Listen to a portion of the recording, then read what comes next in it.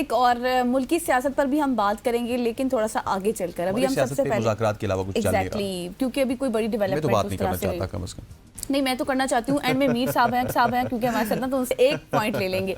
क्योंकि जी बड़ी खबर और बड़ी डेवलपमेंट इस वक्त की ये है कि जो डोनाल्ड ट्रंप साहब हैं उन्होंने अपने ओहदे का हलफ ले लिया है और रियासत-ए मुत्तहिदा अमेरिका में इंतखाबी अमल मुकम्मल होने के बाद की नई क़यादत है जिसने अपनी जिम्मेदारियाँ संभाल ली हैं और डोनाल्ड ट्रंप ने 47वें सदर के तौर पर हलफ ले लिया है। इसके साथ साथ उन्होंने ओहदा संभालने के बाद अपने बहुत से एग्जीक्यूटिव हुक्मनामे भी जारी किए हैं। कैपिटल हिल पर जो हमला किया गया था उसमें तमाम लोगों को माफ़ी दी जा चुकी है, जिसमें आई गेस 1600 अफराद शामिल थे जिनके ऊपर फर्द जुर्म भी आयद हो चुकी थी। फिर जी साथ ही साथ उन्होंने ये भी कहा है कि अब जो है अमेरिका का सुनहरी दौर का आगाज हो चुका है। बिल्कुल ऐसे है, जो भी आता है वो अमेरिका के सुनहरी दौर की बात करता है और दुनिया के सुनहरी दौर की बात करता है। फिर मशरिक़ वुस्ता के हवाले से उन्होंने बात की कि मशरिक़ वुस्ता में वो अमन बहाल करेंगे, यूक्रेन जंग का खात्मा करेंगे। वैसे अगर मिडल ईस्ट की बात की जाए तो जंग उससे पहले ही खत्म हो चुकी है, अमन मुआहिदा चल रहा है, 42 दिन का अमन मुआहिदा है। यूक्रेन के हवाले से वो कह सकते हैं कि वहाँ के हालात शायद ठीक होंगे। अब ट्रंप साहब के आने के बाद डेफिनेटली पूरी दुनिया का एक मंजरनामा चेंज होता हुआ हमें नजर आएगा। इसी हवाले से बात करने के लिए हमारे साथ मौजूद हैं, अच्छा जी हमारे साथ मौजूद नहीं है तो हम खुद ही बात कर लेते हैं। एग्जैक्टली और अब देखिए ना इसके खित्ते पे क्या असरात पड़ेंगे, स्पेशली पाकिस्तान पर, क्योंकि ये एक बहुत बड़ा सवाल है। बाकी तो हम सब कुछ देख रहे हैं, इंडिया के साथ थोड़े अच्छे ताल्लुकात हैं, चाइना के साथ जिस तरह से वो कह रहे हैं टैक्स लगाना है मजीद, और हमने कल टिकटॉक के हवाले से भी खबर शेयर की थी और उन्होंने ट्रंप साहब ने आने से पहले ये कह दिया था कि मैं टिकटॉक के ऊपर पाबंदी ख़त्म करूँगा, लेकिन वो टैक्स का निज़ाम जिस तरह से उन्होंने कहा है कि हमारे यहाँ ट्रेड ज़्यादा होती है, काम ज़्यादा होता है तो टैक्स भी ज़्यादा लगेगा, लेकिन इसके ऊपर पाकिस्तान के ऊपर किस हद तक असर होगा। और पाकिस्तान की जो एक जमात है पीटीआई, जिस तरह से वो कुछ उम्मीदें लगाकर बैठी हुई है, तो उनके अगर देखें मेरी बात सुनिए, अगर देखें आप पीटीआई के पॉइंट ऑफ व्यू से देखिए ना कि उन्होंने बहुत सारी उम्मीदें लगाई हैं, लेकिन अनफॉर्चुनेटली अगर अभी वो अगर डोनाल्ड ट्रंप साहब के साथ उम्मीद लगा रहे हैं और ट्रंप साहब भी उनको उस तरह रिस्पॉन्स नहीं करते तो देन व्हाट नेक्स्ट ना। कल हमने अली बुखारी साहब से पूछा था, उन्होंने कहा था कि हम एहतजाज की तरफ जाएंगे, धरने की तरफ जाएंगे, लेकिन तमाम तर उम्मीदें अगर बंद हो जाएंगी तो फिर मेरा ख्याल है कि मुश्किल हो जाएगी। उम्मीदें तो वो लगाते हैं। हाँ, और आपको पता है ना कि वो एक बयान भी आया था रिचर्ड ग्रेनेल का, और उन्होंने जिस तरह से कहा था इमरान खान की रिहाई के हवाले से, तो उस वक्त भी ये बातें की जा रही थी कि शायद ये एक इंडिविजुअल सतह पर बयान है, अभी इसके ऊपर थोड़ा सा इसको ज़्यादा सीरियस नहीं लेना चाहिए। लेकिन अब आपको पता है कि ट्रंप आ गए हैं, ओहदे का हलफ भी उठा लिया है, मुज़ाकरात भी थोड़ा सा डेड लॉक है, कोई आगे बड़ी डेवलपमेंट नहीं हो रही, 31 जनवरी की डेडलाइन है। अब ये क्या इस ओहदे का हलफ उठाने का इंतज़ार किया जा रहा था, फिर कोई डेवलपमेंट होनी थी या फिर और कोई मामलात हैं? मेरे हिसाब से ना, इससे पहले कि गेस्ट आ जाए उनसे बात करें, फ़लस्तीन का मसला और इसराइल का मसला हमसे ज़्यादा इंपॉर्टेंट है, यूक्रेन की जंग हमसे ज़्यादा इंपॉर्टेंट है, लेकिन पाकिस्तान से भी ज़्यादा और इन 3 मसलों से ज़्यादा इंपॉर्टेंट है अमेरिका के इंटरनल मामलात। वहाँ पे जो इकोनॉमी के मामलात हैं ना वो बिल्कुल अच्छे नहीं हैं। हम कर्जे की बात करते हैं ना, पाकिस्तान ने इतना कर्जा ले लिया, हम इतने बिलियन डॉलर्स के मकरूज हैं, अमेरिका इस वक्त ट्रिलियन डॉलर्स का मकरूज है और सबसे ज़्यादा कर्जा उन्होंने वापस देना है चाइना को, जिसके साथ उनकी जंग भी चल रही है, सरमोरिये भी उन्हीं के साथ कर रहे हैं, कर्ज भी वहाँ से ले रहे हैं, सो उनके अपने हालात भी बहुत ज़्यादा ख़राब हैं। वो सबसे पहले तो मेरा ख्याल है कि अमेरिका की जो इकोनॉमिकल सिचुएशंस हैं, इकोनॉमी है, उसको देखेंगे, उसके बाद ही वो दुनिया की तरफ जाएंगे। जाहिर है जब आपके इंटरनली मामलात नहीं दुरुस्त होंगे, बेहतर होंगे, तो आप फिर दूसरे ममालिक में जाकर क्या मुदाखलत करेंगे। और जैसे मैंने आपको पहले कहा था ना कि ट्रंप ने अपने बयान में पहले ही ये कह दिया कि सुनहरी दौर का आगाज़ हो चुका है। अब सुनहरी दौर तो है क्योंकि बहुत सी जंग बंदियों के हवाले से भी बातें की जा रही थी, लेकिन अब लेट्स सी कि कितना इंपॉर्टेंट होता है, सबसे पहले वो कौन सी जंग खत्म कराते हैं। जिस तरह से हमने देखा कि एक हिस्से के बाद जो फ़लस्तीन में, जो गज़ा में जंग बंदी हुई है, उसका पहला मरहला शुरू हो गया है, लेकिन ये भी देखना इंपॉर्टेंट है कि ये कब तक जो है वो जारी रहेगा और क्या अपने मुआहदे से मुकर जाएगा इसराइल, क्योंकि सपोर्ट तो आपको पता है अमेरिका की अभी तक मेरा ख्याल है गजल थोड़ा सा पॉजिटिविटी इस वजह से भी है कि इजरायली जो हैं वो यरगमाली छोड़ें, फ़लस्तीनियों को छोड़ें, यहाँ पे जश्न बनाया जा रहा है, फिर फ़लस्तीनी इजरायली यरगमाली को छोड़ें। उसके अलावा आपने देखा होगा एक बड़ी तादाद थी जो कि एक्सचेंज भी हुई, और उसके साथ साथ जो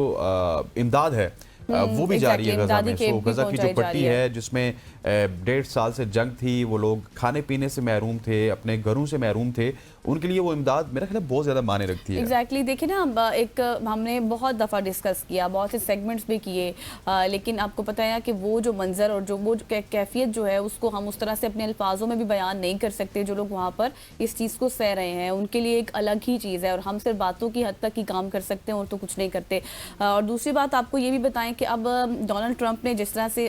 उनकी ऑथ टेकिंग सेरेमनी हुई, बहुत ही शानदार वालेहाना उनका इस्तकबाल किया गया। अब देखना यह है कि इनकी पॉलिसीज, जैसे हसनैन आपने भी इससे पहले कहा ना कि उनके इंटरनली मामला देखना इंपॉर्टेंट है। अब इनकी पॉलिसीज क्या होती हैं, क्या कोई पर्सन स्पेसिफिक होती हैं, पार्टी ओरिएंटेड होती हैं, या फिर हुकूमतों की पॉलिसियाँ तब्दील ही नहीं होती, तो ये सारी सूरत हाल देखना इंपॉर्टेंट होगा आई थिंक। बिल्कुल ऐसी है। और जिस तरह आपने कहा ना, डोनाल्ड ट्रंप जब आएंगे तो डेफिनेटली देखें, अमेरिका है तो वो चौधरी।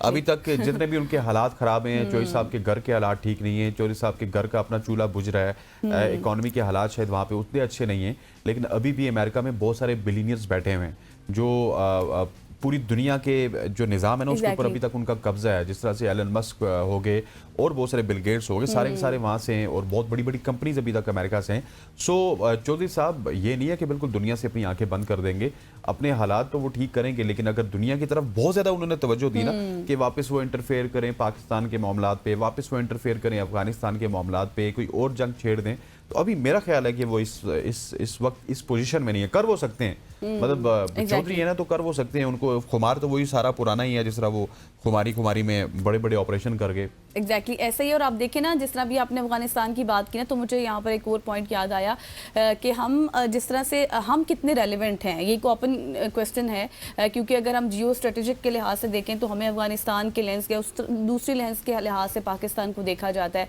तो ये कितना इंपॉर्टेंट होगा। बट लेट्स सी कि आगे क्या होता है, क्योंकि ऑथ टेकिंग सेरेमनी तो उनकी अच्छे तरीके से हो चुकी है। अब आपको थोड़ा सा ना मुल्की सियासत पे भी हम बात कर लेते हैं। करनी है, गेस्ट तो अभी तक हमारे मेरे ख्याल जाग नहीं रहे, हालांकि हमने वो स्टोरी भी की थी हाथी के बच्चों वाली, और वो जाग सकते हैं तो फिर हम लोग क्यों नहीं जाग सकते। तो अब जिस तरह से आपको पता है ना, इस वक्त बहुत ज़्यादा बातें हो रही हैं, डेडलॉक का शिकार हो चुके हैं मुज़ाकरात, और आगे कुछ हो नहीं रही डेवलपमेंट। 31 जनवरी जैसे मैंने पहले भी कहा था,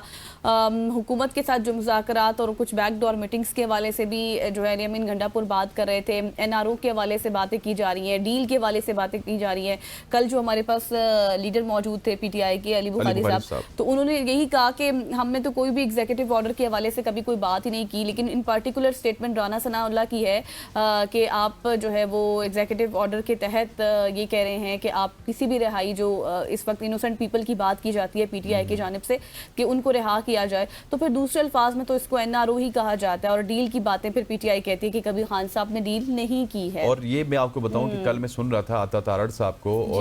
और बहुत सारे मुस्लिम लीग नून के रहनुमाओं को और फिर पाकिस्तान तहरीक इंसाफ के रहनुमाओं को, तो मुझे कुछ ना कुछ पॉजिटिविटी लगती है जब ये एक टेबल पे बैठते हैं ना, तो डेफिनेटली वाइब्स शेयर होती हैं, फिर एक दूसरे का पॉइंट ऑफ व्यू शेयर होता है, तो वहाँ पे पॉजिटिविटी लग रही थी। कल मैं अता तारड़ साहब को सुन रहा था, उन्होंने कहा कि अली अमीन गंडापुर साहब का जो मीटिंग्स में रवैया था वो बहुत ही ज़्यादा अच्छा था, और बहुत सारे लोगों के उन्हें नाम लिए कि उनका रवैया बहुत अच्छा था। फिर जब पाकिस्तान तहरीक इंसाफ वाले बात करते हैं तो वो अयाज सादिक साहब की बड़ी तारीफ करते हैं, वो अता तारड़ की बड़ी तारीफ करते हैं कि इनका रवैया बहुत ही मुस्बत था, ये चाहते हैं कि हमारे असीरान जेल में से रिहा हो, ये चाहते हैं कि हमारी मुलाकात इमरान खान के साथ हो। तो मिल बैठने से कम ये होता है कि आप बयानबाजी की तरफ नहीं जाते, आप एक दूसरे को अंडरस्टैंड करते हैं। ऐसा ही, और एक मामला शुरू हो गया ना, एक वे फॉरवर्ड हमें नजर आया कि बातचीत से कुछ ना कुछ तो निकलेगा, लेकिन अब पॉजिटिविटी तो नजर आ रही है, लेकिन इसका एक दूसरा एस्पेक्ट ये भी है कि इनसे कुछ हमें हासिल वसूल भी होगा या नहीं। और दूसरी बात आपको ये भी बता दें कि जिस तरह से पाकिस्तान तहरीक इंसाफ हमें तो कुछ भी नहीं होना, ना इससे पहले कभी हुआ और ना अब होगा। और आपको ये भी बता दें कि जिस तरह से हम कल भी डिस्कस कर रहे थे 190 मिलियन पाउंड वाला जो फैसला था ना,